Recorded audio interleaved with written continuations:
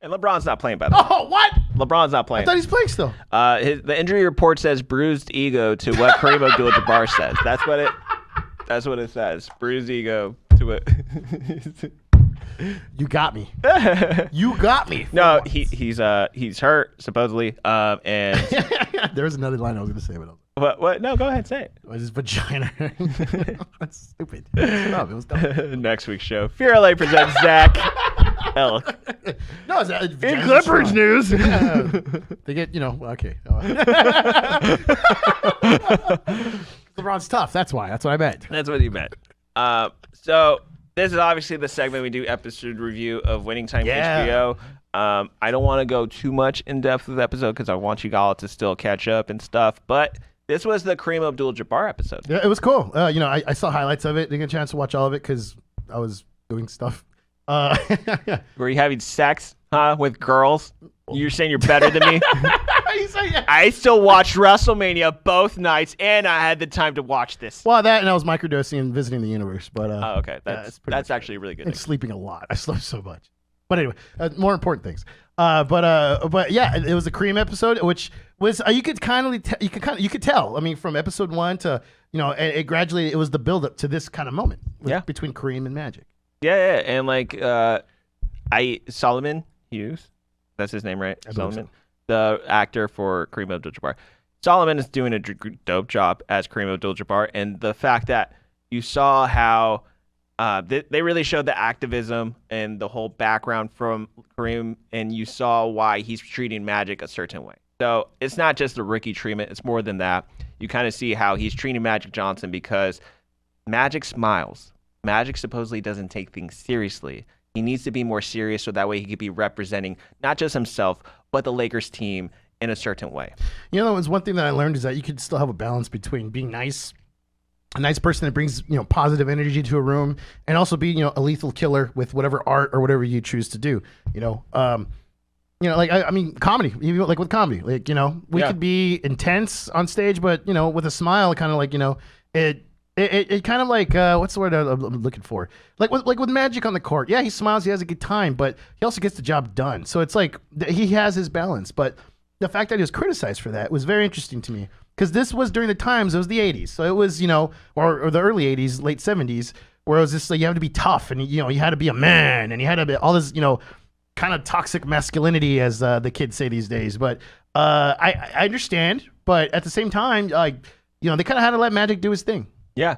And, I feel like obviously we saw that, play out eventually. But do you believe in tough love? Do you believe in like being tough on someone?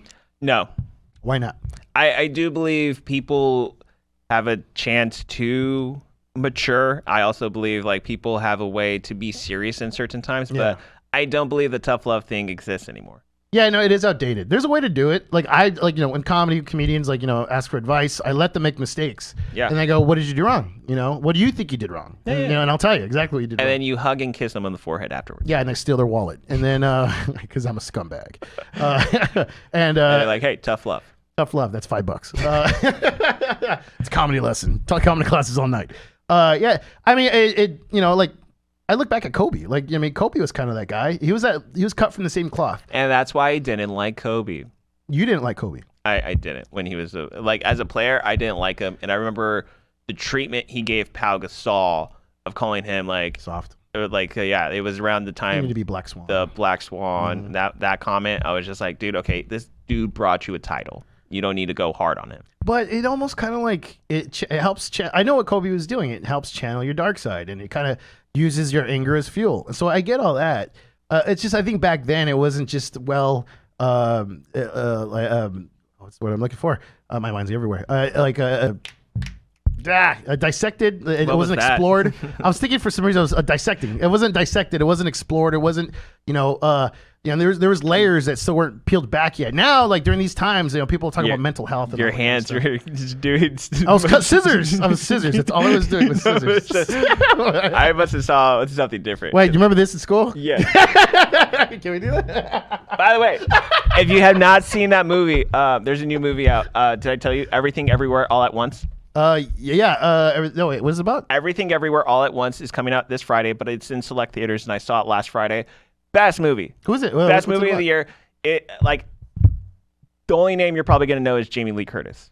Oh yeah, and she's a supporting actress. But the thing is like it's Asian family.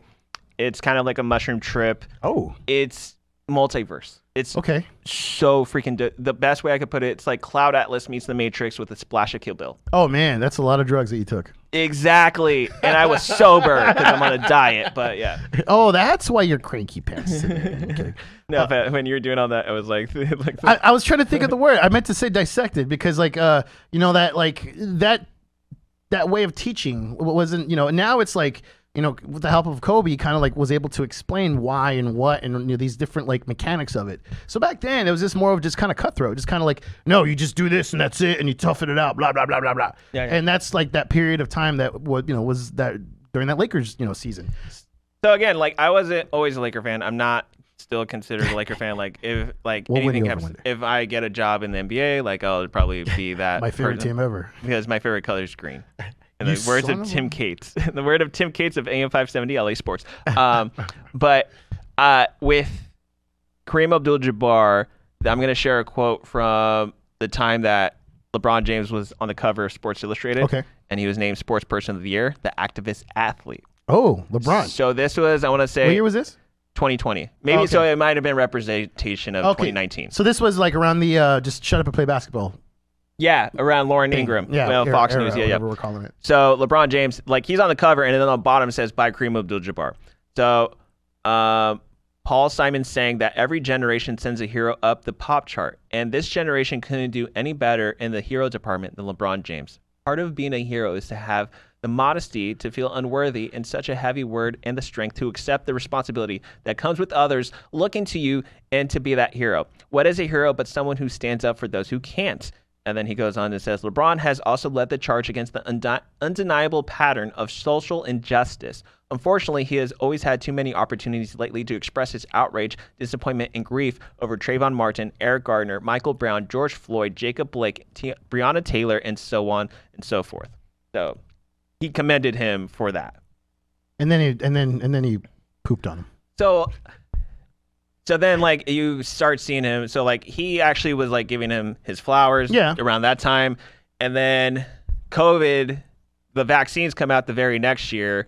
And he wanted to attack him for his comments about, like, he said, like, he was giving awareness to, like, vaccine hesitancy. Yeah, I mean, it was a weird time with everybody. LeBron hits a clutch shot, and then he does the Sam Cassell dance, the big ball dance. And then, like, he wanted to gripe about that, saying, like, oh, you know, there's a time, like, you need to have better sportsmanship. Like, you shouldn't be looking at your other team like that or your opponents like that.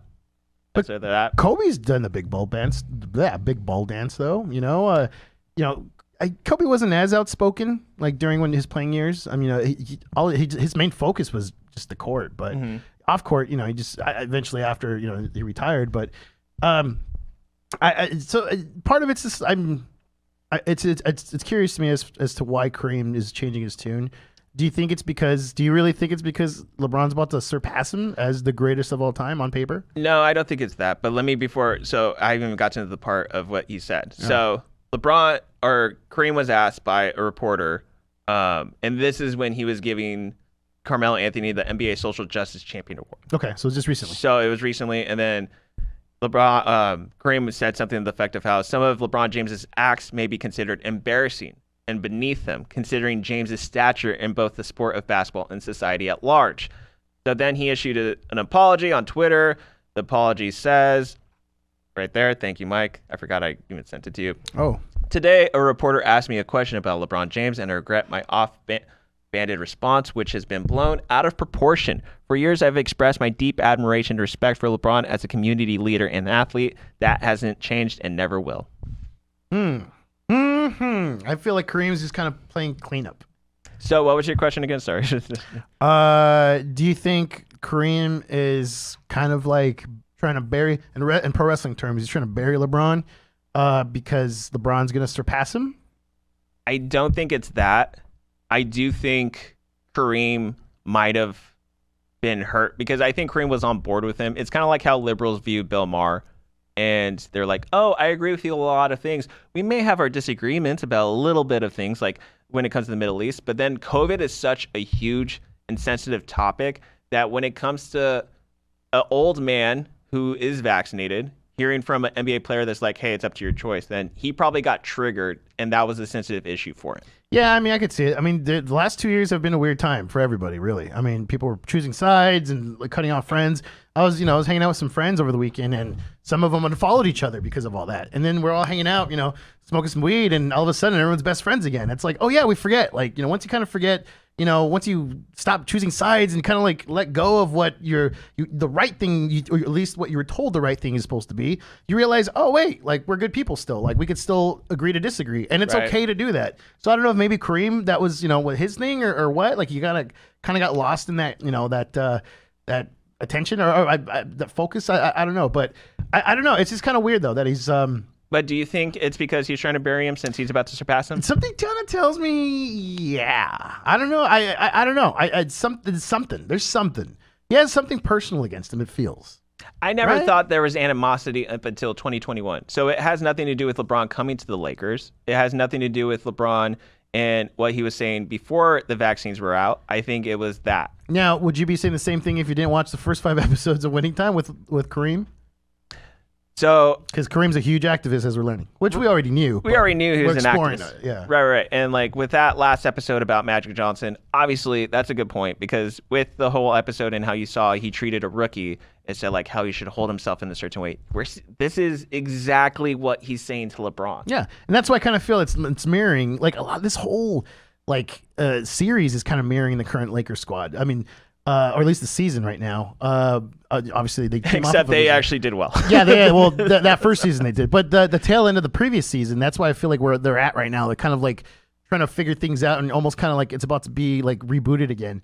But with Kareem, that's what it kind of feels like. It kind of feels like we're learning about Kareem right now of how he was back then. So it kind of makes sense as to why he's saying these things about LeBron, but then at the same time, maybe his PR is like, hey, maybe you should ixnay on the LeBron A. Well, notice like during the Winning Time, whenever you see Kareem on screen, like being very introspective at his beautiful Brentwood home, the view on that home. Oh yeah. He's listening to modern modal jazz. Yeah. And anybody who knows about jazz like knows that the modal guys like Coltrane and so forth in the late 50s, early 60s, they looked at like Louis Armstrong and that more traditional jazz as like as known as minstrelly. Where like they thought this was kind of shucking and jiving and stuff like that. And I think Kareem had that kind of same view about LeBron until he really started to come forth with his activism. And then I think Kareem saw he's kind of backsliding towards that more minstreliness, and he didn't like that. And okay, so you also brought up something like when you see somebody and you're like, oh, he is an activist or he is that, but then he's also someone that's going to be like cracking jokes or sharing memes. He's probably thinking like, "Oh, you're immature." Well, there we go with Magic. 100%. Yeah, with Magic smiling. With Magic smiling. So like, you also like Kareem is going like, "Is he worthy? Is he of the same stature as what I was when I was a great in the '60s and '70s? Is he going to be that?" And then like, you literally will see LeBron James do a puppet commercial. So with that being said, do you think it's LeBron James or Kareem's ego that's actually doing the controlling? So, okay, I obviously think LeBron is a very egotistical person. Well, yeah. He has chosen tattooed on him. What's the hint? He refers to himself as the king. Yeah, King James. Yeah. And look, you and I have shared our gripes about LeBron and what he said and how he's tried to, like, when it came to the whole Daryl Morey situation, I've repeated that in the past before, which is like, dude, okay, you're in the wrong here. So LeBron obviously has his own ego, but Kareem to try to act humble is like another thing. Like that's cognitive dissonance from Kareem. But do you think that was his PR cleaning that up, or do you think it was Kareem cleaning it up? I actually do think it was Kareem. Really? I don't think Kareem. I think Kareem does his own PR. I think he does. Yeah, he does all his own Substacks.